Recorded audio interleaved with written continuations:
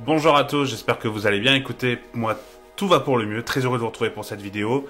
D'habitude, vous le savez, je mets une petite introduction, voilà, en mettant des lieux et des personnalités. Pour cette vidéo sur le Qatar, j'ai décidé de faire autrement, parce que c'est vrai que j'en ai pas parlé et que voilà, ça peut peut-être poser problème et c'est pourquoi je vous en parle. On va donc parler aujourd'hui du Qatar et c'est le pays organisateur et vous savez que c'est un pays voilà où il y a beaucoup de débats sur l'organisation de cette Coupe du Monde. Il y a un appel au boycott et voilà, moi je vais prendre un peu position et vous dire pourquoi je ne boycotte pas. Je comptais pas forcément le faire parce que bon voilà, je trouvais que c'était pas forcément important, mais on me l'a déjà dit en commentaire 3-4 fois. On m'a déjà fait des insinuations là-dessus, également sur Twitter. Du coup voilà, je prends parole, j'en profite, voilà, qu'on parle du Qatar, du pays organisateur parce que j'aurais pas énormément de choses à vous dire. Et voilà, je voulais vous donner mon avis, donc pourquoi je ne boycotte pas cette Coupe du Monde et pourquoi, voilà, pourquoi je décide du coup de la couvrir entre guillemets sur ma chaîne. Ce que je vous dis, c'est mon avis, c'est vraiment mon avis, c'est pas genre il faut penser comme ça, vraiment c'est mon avis personnel et je respecte tout avis. Donc vous pensez ce que vous voulez, il n'y a aucun problème, j'essaie pas de vous... si vous avez décidé de boycotter, vous boycottez, il n'y a aucun problème, moi j'ai pas de souci là-dessus. Juste voilà, dans un souci de transparence, moi je vous en parle et en fait moi j'essaie de pas boycotter cette Coupe du Monde parce que en fait, je trouve que c'est pas à nous, spectateurs, d'être victimes de ce choix. Alors effectivement, il y a eu de nombreux morts et c'est vraiment triste ce qui s'est passé là-bas lors de l'organisation de la Coupe du Monde, ça on est tous d'accord. Mais ça en fait on le sait depuis 10 ans, enfin depuis 12 ans, je ne sais plus ça fait combien de temps que le Qatar, enfin je crois que ça fait 12 ans qu'on sait que le Qatar va organiser cette Coupe du Monde, et en fait on le savait, donc je vois pas pourquoi on se réveille que maintenant. Je trouve que la récupération politique, comme d'habitude, comme avec les politiques, on va pas se mentir, est complètement dégueulasse. J'ai même vu quelqu'un, je crois que c'est Raphaël Glucksmann, dire que voilà, il allait plus pouvoir supporter le PSG par rapport à ça, sauf que ça fait 10 ans, donc faut peut-être se réveiller. Et quand le Qatar paye des centaines de millions d'impôts avec le PSG, je pense que ça leur pose pas problème, ils sont très bien contents, donc voilà. Donc je trouve ça vraiment très hypocrite. Après, effectivement, il y a de gros problèmes au Qatar d'un point de vue droit de l'homme et d'un point de vue droit du travail, ça on l'entend très clairement. C'est quelque chose qui doit être corrigé. Il y a eu des améliorations grâce notamment à la nomination de la Coupe du Monde, où il y a eu des progrès qui ont été faits. Alors je suis pas spécialiste en géopolitique, mais je peux vous affirmer, il y a eu un intervenant, enfin deux intervenants sur l'after qui sont venus, qui en ont parlé. C'était très intéressant. Et voilà, donc il y a eu des progrès qui ont été faits. Il y a encore énormément de progrès à faire, mais voilà, je trouve que c'est pas à nous de choisir et de décider de ne pas regarder la Coupe du Monde. Moi, je trouve que voilà, en tout cas, c'est encore une fois, c'est que mon avis, mais je trouve que c'est pas à moi de payer les pots cassés et les mauvais choix et malheureusement ce qui s'est passé là-bas parce que la FIFA a décidé de choisir l'argent et choisir de décider un peu organisateur.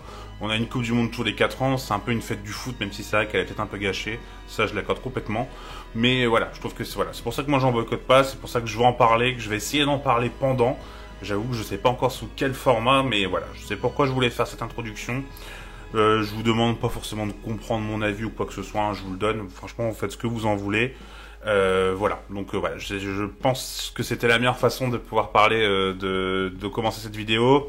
Je l'avais pas fait, peut-être que j'aurais dû le faire au préalable quand j'ai lancé ma série sur la Coupe du Monde. Donc voilà, je voulais vous donner mon avis, je voulais vous donner pourquoi je ne boycotte pas la Coupe du Monde. Et dernière chose, en fait, si on boycotte le Qatar, fallait boycotter la Russie il y a 4 ans, fallait boycotter les JO de Chine. Et il y a des Ouïghours qui sont exploités en Chine depuis de nombreuses années, ça pose aucun problème, donc voilà. Je pense qu'à un moment, il faut éviter d'être hypocrite et que s'il y a un problème avec les droits de l'homme dans un pays, c'est pareil dans tous les autres pays. Donc dans ce cas-là, quand on choisit un pays, il faut toujours choisir un pays où le droit de l'homme sont toujours respectés. Et bah ça laisse pas forcément énormément de choix. Mais en tout cas, voilà. On va rentrer dans le vif du sujet, du coup on va parler du Qatar. Si la vidéo vous plaît, n'hésitez pas à vous abonner, n'hésitez pas à la liker. Ça marche bien en ce moment, donc merci beaucoup, mais n'hésitez pas pour le référencement à liker. Donc en tout cas on y va, c'est parti, générique.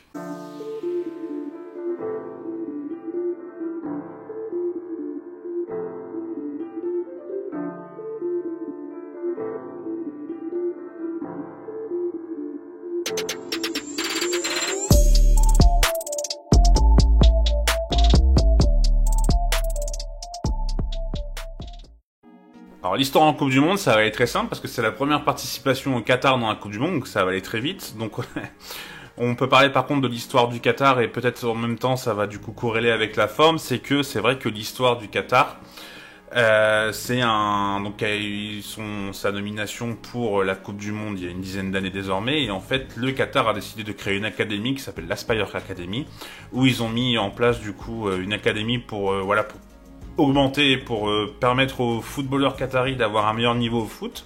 parce que c'est pas forcément le cas. En plus, la FIFA maintenant a mis des règles pour pas que les joueurs soient facilement naturalisés. Je ne sais pas si vous suivez le handball, il y a eu quelques années où le Qatar avait été en finale et en fait, je n'avais quasiment pas qui étaient de vrais Qataris. Et voilà, donc la FIFA a fait en sorte que ça n'arrive pas. Donc le Qatar a travaillé assez sérieusement, dirons-nous, en créant cette académie, en mettant des entraîneurs espagnols. Et dans cette académie, il y avait donc Félix Sanchez, le sélectionneur actuel du Qatar, qui est passé à la fois donc par la Masia, donc le centre de formation du Barça, et il était également entraîneur du coup des U19 et maintenant il est sélectionneur du Qatar. Et vraiment le Qataris voilà, ont vraiment pris pas mal d'Espagnols parce que pour eux c'est de cette façon que le football est le mieux joué, donc ils se sont inspirés voilà de ce football espagnol et voilà, c'est pourquoi maintenant il y a des joueurs qataris. C'est vrai que le Qatar n'a jamais été aussi fort qu'à l'heure d'aujourd'hui, sans dire que c'est une très grande nation du foot, mais c'est vrai qu'il y a quand même eu énormément de progrès grâce à tout cet investissement et tous ces recrutements d'éducateurs. Et pour le coup, voilà, c'est pour ça que le Qatar va arriver quand même avec quelques armes dans cette Coupe du Monde. Et concernant la forme du moment, bah c'est pas forcément flamboyant, même si en 2019, donc il y a 3 ans, donc c'est pas vraiment du moment, mais ils avaient gagné la Jeune Cup. Ils ont participé à la Gold Cup l'année dernière, donc la Coupe d'Amérique du Nord et Amérique centrale, où ils avaient été en demi-finale, ils avaient perdu contre les États-Unis. Alors oui, le Qatar là-bas, j'ai pas trop compris pourquoi. Mais en tout cas, là en ce moment, là en septembre, ils ont fait une victoire 2-0 contre le Guatemala, qui est pas forcément une très très grande nation. Et il y a également eu un match nul contre la Chili et une défaite contre le Canada. Donc voilà, ils sont pas forcément dans une énorme forme. Il y a eu également un nul contre la Jamaïque. Donc voilà, le Qatar n'arrive pas forcément avec une forme énorme où on se dit qu'ils vont marcher dessus. Mais voilà, on sait que les pays organisateurs c'est toujours spécial. On se rappelle de la Corée du Sud en 2002 qui a été jusqu'en demi-finale. On se rappelle également de la Russie qui a été en quart de finale avec un très grand Chérichev. Donc voilà, peut-être que le Qatar va réussir à créer sa surprise. On en reparlera un peu après dans la rubrique poule. Mais en tout cas, il va pas falloir forcément négliger le Qatar. On sait que les équipes hautes peuvent tirer leur épingle du jeu. Alors concernant l'effectif, on est sur un 3-5-2 mais clairement le point fort de cette équipe c'est le duo d'attaque. Donc c'est Afif et Almoez. Alors Afif c'est vraiment le meilleur joueur de l'équipe très clairement, qui joue à Al Sadd en Arabie Saoudite. C'est un joueur qui est très technique, qui est vachement bon, qui est plutôt beau à voir jouer. On en reparlera dans le jeu à suivre parce que c'est, pour être tout à fait honnête, le seul que je connais réellement. Et voilà, je pense que c'est un joueur qui est vraiment très fort. Je sais pas si un jour il ira en Europe, mais en tout cas je pense qu'il pourra avoir le niveau pour jouer en Europe très clairement. C'est un joueur qui est vraiment sympa, on en reparlera après. Et à côté on a Almoez qui est également un joueur vraiment intéressant. Comparé à Afif, Afif est vraiment un joueur qui est capable, par exemple en Arabie Saoudite il joue ailier gauche. Là il joue du coup dans l'attaque à 2 avec à côté d'Almoez. Du coup Almoez c'est vraiment plutôt un vrai neuf, qui est capable, qui est le meilleur buteur de l'histoire de la sélection du Qatar et qui voilà, marque beaucoup de buts, même si bizarrement il manque beaucoup d'actions. Il y a pas mal de manqués par moment, donc voilà. C'est pas le très grand attaquant, mais très clairement il est capable de marquer. Donc ça c'est vraiment les deux joueurs qui sont un peu la force de cette équipe. Il va falloir être vigilant sur ces deux joueurs. Derrière, on a 3 milieux de terrain qui ont 31 ans, qui ont beaucoup d'expérience, qui ont beaucoup de sélections. Le joueur qui a le plus de sélections, c'est Alaidos, qui a 163 sélections, je crois de mémoire, je me trompe peut-être, mais il me semble que c'est ça. Enfin, c'est un chiffre assez énorme pour son âge. Et voilà, c'est pareil, c'est un bon joueur également, lui qui est capable de jouer plutôt ailier droit en club. Et voilà, ce milieu, il est bon, il a de l'expérience, mais il n'est pas à un niveau extraordinaire. C'est surtout qu'en fait, il ne participe pas forcément au jeu parce que cette sélection du Qatar, en fait, elle joue vraiment direct vers l'avant, un peu droit au but. Pourtant, ils sont pas marseillais. Mais dès que les défenseurs ou les pistons ont la balle, ça part directement vers l'avant. Il n'y a pas forcément de zone de transition très rapide, dirons-nous. Parce que justement, elles sont très rapides plutôt. Donc ça fonce vraiment vers l'avant. Ça cherche à tout prix le duo qui est vraiment leur force. Et c'est vrai que le milieu, du coup, quand il y a les 3 défenseurs derrière ont le ballon, ça a plutôt tendance à dégager vers les 2 attaquants. Ou les pistons également. Donc ça va vraiment vite. Et c'est vrai que du coup, ce milieu, il a plus tendance à être là pour empêcher l'équipe adverse de monter et de vraiment devenir en bloc bas et de défendre, ou de presser haut quand l'adversité n'est pas forte. Mais en tout cas, voilà, ce que je peux vous dire sur l'effectif, j'ai pas trouvé de compte spécial Élysée sur le Qatar pour vous en parler. Je suis vraiment désolé, du coup j'ai regardé des matchs, j'ai regardé les meilleurs moments sur Wisecout. J'ai pris la période d'essai juste pour cette vidéo, pour être tout à fait honnête. Donc voilà ce que je peux vous en dire. Ce que je peux vous dire aussi, c'est que c'est une équipe qui, je l'ai vu par exemple dans un match contre le Portugal, donc c'était l'année dernière, pardon. C'était une équipe qui, quand voilà, était capable de subir et de jouer en bloc bas. Donc quand l'adversité est haute, vraiment, ils sont vraiment joués en bloc bas. Par contre, quand l'adversité, par exemple, comme contre le Guatemala où ils ont gagné 2-0, c'est une équipe qui est capable de presser le porteur du ballon, notamment Almoez, l'attaquant, qui est capable, voilà, de presser et de faire beaucoup d'efforts répétitifs là-dessus. Donc ça, c'est plutôt une belle force. Et c'est vrai que dans cette Coupe du Monde, je suis pas sûr qu'ils seraient capables de presser forcément très haut. Et je pense que, notamment vu leur poule, ça risque de jouer un peu en bloc bas et de profiter des coups de pied arrêtés parce qu'ils ont vraiment une bonne qualité de coups de pied arrêtés. Et c'est peut-être là ceux qui feront la différence parce que clairement ils sont dangereux là-dessus, notamment encore avec Almoez qui est vraiment leur pur neuf et le buteur de cette équipe.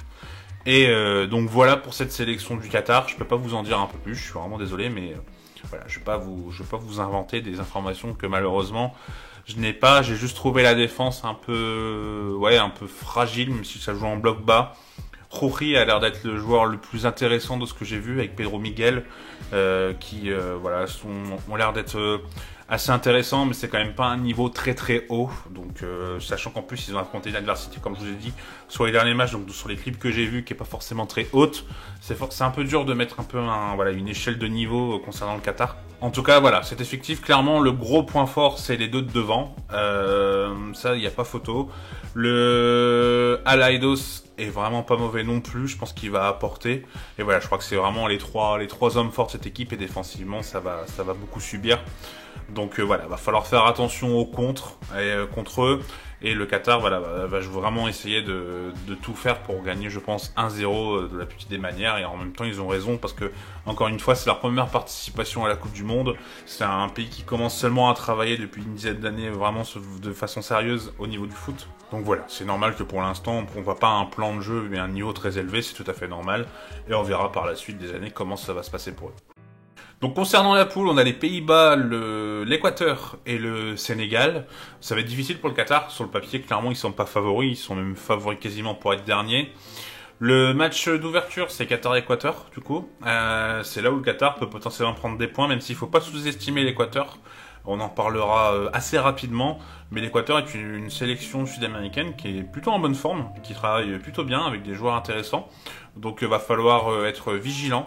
Va falloir être solide pour le Qatar, et le Sénégal et les Pays-Bas sur le papier paraissent quand même vachement au-dessus. Mais encore une fois, comme je l'ai déjà dit, les équipes hautes, elles ont tendance à un peu surpasser.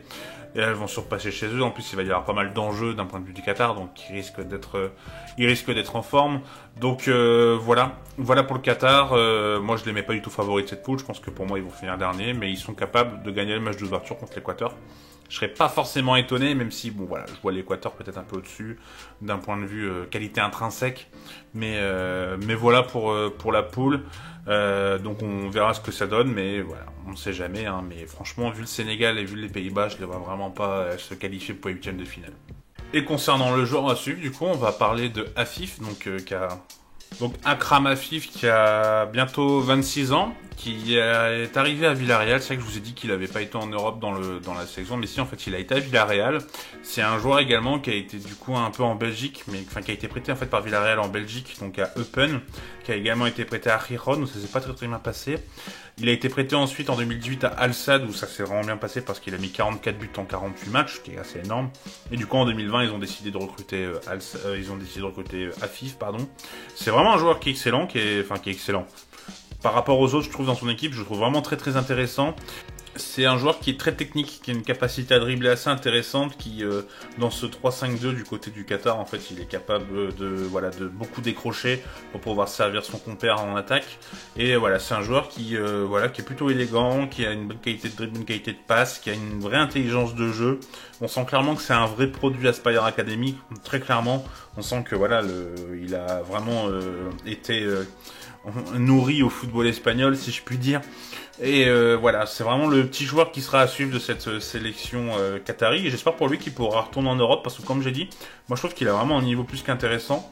Et je serais pas surpris que voilà il perce et que voilà un grand d'Europe, peut-être pas un grand d'Europe, mais une équipe du championnat, des 5 grands championnats, ou alors par exemple un club néerlandais serait capable de jeter son dévolu dessus. Je serais vraiment pas étonné. Donc voilà. Voilà pour le joueur à suivre. J'espère que la vidéo vous aura plu. Moi, en tout cas, j'ai pris beaucoup de plaisir à en parler. Ça m'a demandé beaucoup de travail, honnêtement, parce que quand je vous dis, j'ai pas trouvé de personne. Donc voilà, quand c'est comme ça, il y a beaucoup de recherches, il y a beaucoup de travail. En tout cas, j'ai pris pas mal de plaisir à parler du Qatar. J'ai appris pas mal de choses, notamment l'Aspire Academy, je connaissais pas forcément. Donc voilà, j'espère que vous avez appris beaucoup de choses. N'hésitez pas, vous me dire en commentaire ce que vous pensez du Qatar. Est-ce que vous pensez que ils sont capables de passer les poules? Est-ce qu'ils sont capables de voilà, d'être la surprise de leur Coupe du Monde. On sait que les pays ont tendance à aller loin dans leur Coupe du Monde, donc voilà, n'hésitez pas à me dire en commentaire ce que vous en pensez. En tout cas, on se retrouve très bientôt. La prochaine vidéo sera le Road to World Cup sur le Canada. Je vous dis à très bientôt. Prenez soin de vous. Tchuss!